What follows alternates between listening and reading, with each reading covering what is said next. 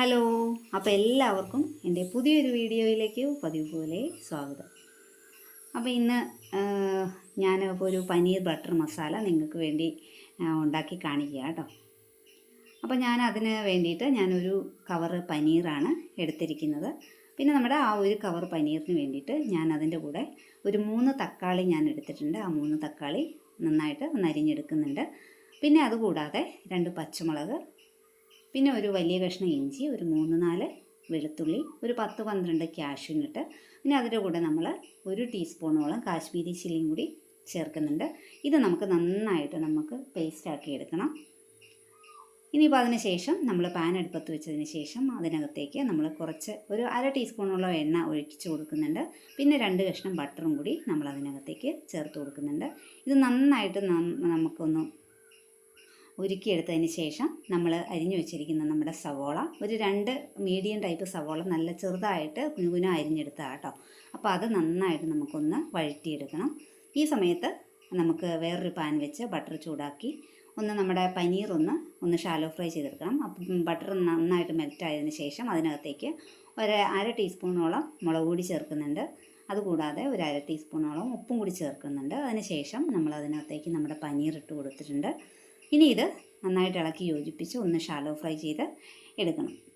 അപ്പോൾ ഈ സമയത്ത് നമ്മൾ ഫ്രൈ ചെയ്തെടുക്കാൻ സമയം കൊണ്ട് നമ്മുടെ സവോള നന്നായിട്ട് വഴന്നു വന്നിട്ടുണ്ട് കേട്ടോ. അപ്പോൾ നന്നായിട്ട് വഴന്നു വന്ന സവോളയിലേക്ക് ഇനി നമ്മൾ അരച്ചു വെച്ചിരിക്കുന്ന നമ്മുടെ ടൊമാറ്റോ പേസ്റ്റ് നമുക്കിതിനകത്തേക്ക് ചേർത്ത് കൊടുക്കാം.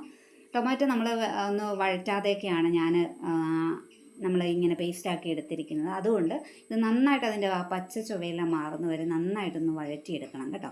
ഇനി നമുക്ക് ഇതിനകത്തേക്ക് ആവശ്യത്തിന് വെള്ളം ചേർത്ത് കൊടുക്കണം. നമ്മുടെ ഗ്രേവി നല്ല തിക്കായിട്ടുള്ളൊരു ഗ്രേവിയാണ് കേട്ടോ. കുറുകുറാന്നിരിക്കുന്ന ആ ഒരു കൺസിസ്റ്റൻസിയിൽ വേണം നമ്മുടെ ഈ ഒരു പനീർ ബട്ടർ മസാല ഇരിക്കാനായിട്ട്. ആ ഒരു രീതിയിൽ വേണം നമ്മൾ വെള്ളം ചേർത്ത് കൊടുക്കാൻ കേട്ടോ. അപ്പോൾ ഇനി നന്നായിട്ട് തിളച്ച് വരുമ്പോൾ ഇതിനകത്തേക്ക് വറുത്ത് വെച്ചിരിക്കുന്ന നമ്മുടെ പനീറും കൂടി ഇതിനകത്തേക്ക് ചേർത്ത് കൊടുക്കാം. പനീർ ചേർത്തതിന് ശേഷം നന്നായിട്ട് ഇളക്കി യോജിപ്പിച്ചെടുക്കണം. നമ്മുടെ കറിക്ക് നമ്മുടെ ആ ഒരു തിക്നെസ് അത് എത്ര വേണോ അത്രയും ആ ഒരു രീതിയിൽ നമുക്ക് വറ്റിച്ചെടുക്കേണ്ടതുണ്ട്. ഇനി നമുക്ക് ഇതിനകത്തേക്ക് കുറച്ച് ഒറിഗാനോ, ഒരു 1/2 ടീസ്പൂണോളം ഒറിഗാനോ ഞാൻ ഇതിനകത്തേക്ക് ചേർത്ത് കൊടുക്കുന്നുണ്ട് കേട്ടോ. അപ്പോൾ ഇത് ഒറിഗാനോ ചേർക്കുമ്പോൾ കറിക്ക് നല്ലൊരു ടേസ്റ്റാണ് കേട്ടോ. ഇനിയിപ്പോൾ അത് നന്നായിട്ടൊന്ന് ഇളക്കി യോജിപ്പിച്ചതിന് ശേഷം നമുക്കിതിനകത്തേക്ക് ഫ്രഷ് ക്രീമും കൂടി ഞാനൊരു 2 ടീസ്പൂണോളം ഫ്രഷ് ക്രീം ഇതിനകത്തേക്ക് ചേർക്കുന്നുണ്ട് കേട്ടോ.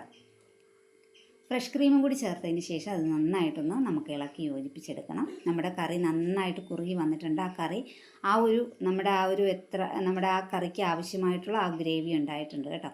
ഇനി ഇതിനകത്തേക്ക് വേണമെങ്കിൽ നമുക്ക് ബട്ടർ ചേർത്ത് കൊടുക്കാം കേട്ടോ. വേണമെങ്കിൽ മാത്രം നമ്മൾ ബട്ടറിലാണല്ലോ, ബട്ടറിൻ്റെ ടേസ്റ്റൊക്കെ നമുക്ക് കൂടുതൽ ഇഷ്ടപ്പെടുന്നവർക്ക് ബട്ടർ ചേർത്ത് കൊടുക്കാം.